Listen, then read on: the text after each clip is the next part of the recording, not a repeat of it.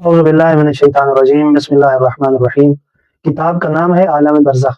लिखने वाले हैं अयतुल्लाह सैयद अब्दुल हुसैन दस्तगीर शिराज़ी। इस किताब से बहुत सारे वाक़यात जो आलम बरज़ख के मुताल्लिक़ हैं, उनमें से कुछ हम वाक़यात बयान करेंगे।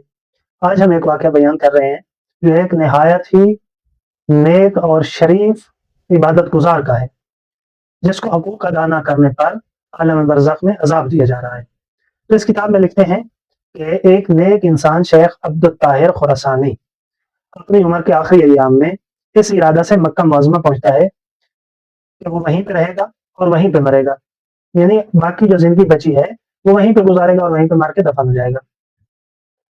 इसी ज़माने में एक शख्स जवाहरात और नकद रकम से भरी हुई एक थैली अमानत रखने के लिए किसी एतमाद भरे शख्स की तलाश में था। तो लोगों ने शेख की तरफ उसकी रहनुमाई की और बताया कि मक्का मुअज़्ज़मा में ये बहुत दयानतदार और लायक-ए-एतमाद इंसान है। चुनांचे इसने अपनी अमानत उनके सुपुर्द कर दी। चंद रोज़ के बाद शेख का इंतकाल हो गया और अमानत रखने वाला जब अपनी अमानत वापस लेने आया तो मालूम होने के बाद कि वो अब इस दुनिया में नहीं है, उनके वारिसों के पास पहुंचा। लेकिन इन लोगों ने बताया कि हमको अमानत के बारे में कोई इल्म नहीं है। इसने अपना सर पीट लिया कि अब वो क्या करे, क्योंकि वो बिल्कुल मुफलिस हो चुका था। इसके सामने कोई रास्ता नहीं है। उसने सुन रखा था कि मोमिनीन की मुकद्दस रूहें वादी सलाम में रहती हैं और वो आज़ाद एक दूसरे से मानूस हैं। लिहाजा उसने तवस्सुल अख्तियार करने की कोशिश की और दुआ की कि बारे इलाहा कोई ऐसी सूरत पैदा कर दे कि मैं इस मैयत को देख सकूं, ताकि अपने माल का पता कर सकूं। इस तरह एक मुद्दत गुजरने के बाद बाज़ बाखबर हज़रात के सामने सूरत वाक़या पेश की और कहा कि बात है कि हर चंद तो तवस्सुल कायम करने की कोशिश करता हूँ, लेकिन इनसे मुलाकात नहीं हो रही।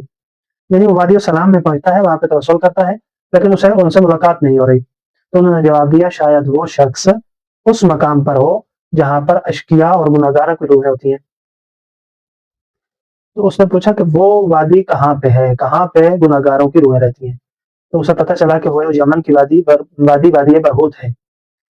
एक हैबतनाक वादी है जिसमें वहशतनाक मकामात हैं और मुकर्रर नकल हुआ है कि इससे दहशत अंगेज आवाज़ें सुनी जाती हैं। खुलासा यह कि मौला कायनात अमीरुल मोमिनीन के जवार में वादी सलाम जिस कदर रहमत इलाही का महल ज़ुहूर और पाकीज़ा रूहों का मस्कन है, इसी कदर वादी बरहूत अशकिया और अरवाह खबीसा का मज़र और क़यामगाह है। वो शख्स वहाँ के लिए रवाना हो गया और रोज़ जो है रोज़ा रखता, दुआ करता और तवस्सुलात में मशगूल रहता। यहाँ तक कि एक दिन इसकी मुलाकात उस शेख से हुई। तो इसने जैसे ही उनको देखा तो उनसे पूछा, आप ही शेख अब्दुल ताहिर हैं? उन्होंने कहा, हाँ। और क्या तुम वही शख्स हो जो मक्के में रहते थे? उन्होंने जवाब दिया, हाँ। इसने कहा कि मेरी जो अमानत मैंने आपको दी थी वो कहाँ है, और तुम्हारे सर पर ऐसी कौन सी मुसीबत आई है कि तुम यहाँ पहुंच गए हो? तो उसने फौरन जवाब दिया कि जाओ, मेरे घर में फुला कोने में कूजे में मैंने आपकी अमानत को ज़ेर ज़मीन रखा था। मेरे मुरसा को वो जगह बता के वो अमानत ले लो। रही बात इस मुसीबत की और गुनाह की और गिरफ्तारी की, मैंने 3 गुनाह अंजाम दिए थे। सबसे पहला गुनाह मैंने ये अंजाम दिया था कि मैं मशहद मुक़द्दस से मक्का मुकरमा जब आया था, तो वहाँ पे मेरे अहलो-इयाल भी रहते थे। तो जब मैं यहाँ पे पहुँचा हूँ, तो मुझे बताया गया है कि तू मक्का मुकरमा में तो पहुँच गया था, लेकिन तूने खुरासान वाले अपने अहलो-इयाल से क़त्ल ताल्लुक़ किया था, रहमी की थी। दुनिया में इंसान चाहे जितना कमा ले, जितना ऐश-इशरत कर ले, अगर अपने रिश्तेदारों से, अपने अज़ीज़ व अक़ारिब से क़त्ल ताल्लुक़ है, उनके हुकूक अदा नहीं कर रहा, तो उसे आलम बरज़ख में सज़ा मिलेगी। दूसरा, क्या काम किया था, किस वजह से आपको सज़ा दी जा रही है? तो उन्होंने बताया कि पहला गुनाह तो ये था कि मैंने क़त्ल किया। दूसरा ये कि मैंने 1 दिनार जो है मुस्तहिक तक पहुँचाना था, उस तक पहुँचाने की बजाय गैर मुस्तहिक शख्स तक पहुँच गया। जो मुस्तहिक शख्स था वो उस हक से महरूम हो गया। इस वजह से मुझे वादी बरहूत में लाया गया है। तीसरा काम और तीसरा गुनाह जो मैंने अंजाम दिया था, वो ये था कि मेरे घर के नज़दीक एक आलिम रहता था। मैंने उसकी इहानत की थी। रसूल अकरम सल्लल्लाहु अलैहि वसल्लम की हदीस है कि जो शख्स किसी आलिम की इहानत करता है, गोया उसने मेरी इहानत की है।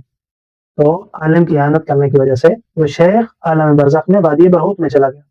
तो उसने बताया कि ये 3 काम मैंने दुनिया में किए थे, गुनाह अंजाम दिए थे, جن کی وجہ سے میں وادی السلام ائمہ معصومین کے جواب میں نہیں پہنچ سکا بلکہ وادی برہوت میں لایا گیا ہوں۔